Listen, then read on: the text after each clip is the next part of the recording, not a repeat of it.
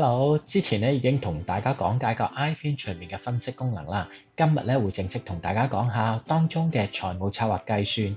而今日咧首選嘅咧同大家去講解嘅咧就係當中嘅教育基金啦。不如而家我哋即刻去進入呢個功能頁睇睇先。入到呢個功能頁之後咧，大家會睇到啦，當中嘅設計咧同其他嘅功能頁咧都係好相似嘅。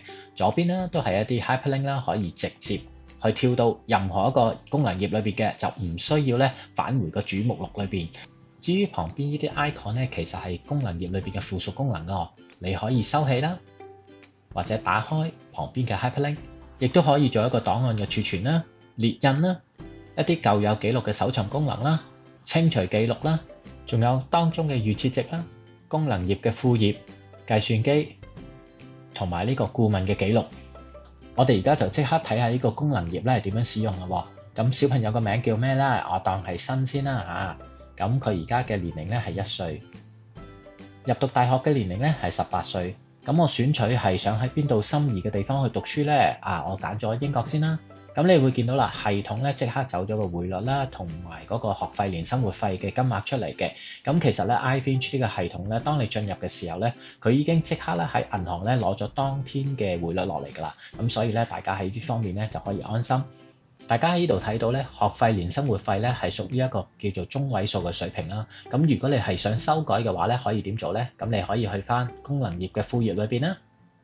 你入到去之後咧，你可以選取做最低水平啦、中位數啦，或者最高水平嘅。咁系統咧已經係預設咗啦呢個金額落去㗎啦。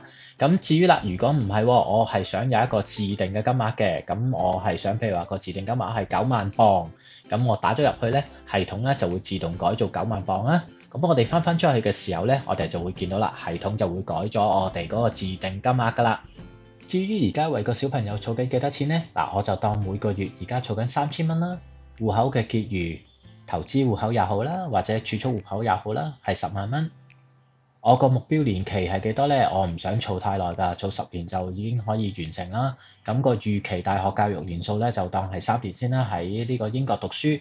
系統咧就會自動計算到咧係需要嗰個金額係有幾多啦，同埋嗰個儲蓄金額係幾多嘅。咁系統咧就而家咧嗰個預設咧係9% 嘅回報，咁係需要儲即係每個月啦儲7000幾蚊啦。如果2% 嘅回報咧係需要儲2萬幾蚊嘅。咁你如果話哇9% 嘅預期回報太高啦，咁唔係我期望喎，咁可以咧喺呢個預設值嗰度改一改佢嘅，撳一撳呢個齒輪啦。